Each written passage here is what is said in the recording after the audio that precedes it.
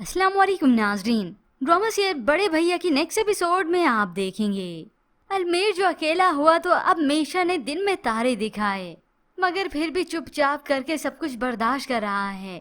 अब जब उसकी बर्दाश्त की हद खत्म होगी, खास तौर पर अब जब नौकरानी हाथ की सफाई दिखाएगी, तब इन दोनों के पास पछतावे के कुछ भी ना बचेगा और तब अलमीर की सारी बर्दाश्त की हद भी खत्म होगी।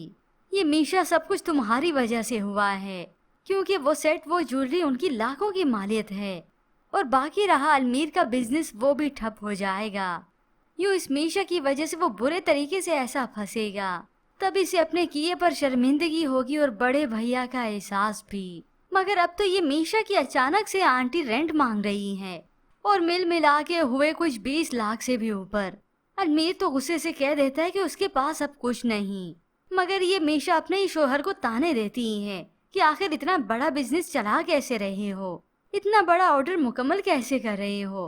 तब अलमीर सारी हकीकत बताता है और शुक्र करता है कि एडवांस पेमेंट से सब कुछ उसने कर लिया, वरना अब तो पैसे खत्म हो गए। यूं ही ऑफिस से ये होटल चला जाता है तो वहाँ पर अलमीर बैठा परेशान हाल ही होता है। अचानक से अरसलान भी वहाँ पर आया तो अलमीर को परेशान देखकर परेशान ही हुआ कि अलमीर परेशान लग रहा है, कुछ तो हुआ है। जबकि दूसरी जानिब ये कबीर आज महविश को देखकर आया तो उसके मुतल्लिक ही सोचता है, मगर बदगुमान वैसा ही है। महविश बहुत बीमार सी लग रही थी, मालूम नहीं क्या हुआ है उसे, काफी कमजोर भी हो गई है और साथ ही बदगुमानी अलग से कि घर छोड़कर कितनी आसानी से चली गई, जैसे इसी इंतजार में बैठी थी। अब यूं ही कुछ वक्त बीतने के बाद फरी जो सोचने लगी हैं कि वो शोएब से तलाक तो ले ले, मगर अपनी बेटी को नहीं छोड़ सकती। तो मामू उमानी समझाते हैं, भाई समझाता है कि उस शोएब ने इस पर हाथ उठा लिया, हम फिर से कोई रिस्क नहीं ले सकते। यूं ही फरी भी मान जाती है, मगर फिर से मजबूर हो जाती है अपनी बेटी की वजह से। अब सामने खड़ी ये वानिया जो कि सब कुछ सुन रही थी और सुनकर खुश होती है कि अब मैं इसे बताऊंगी। वो जाते साथ ही फौरन से अपने कमरे में जाकर शोएब को कॉल करती हैं।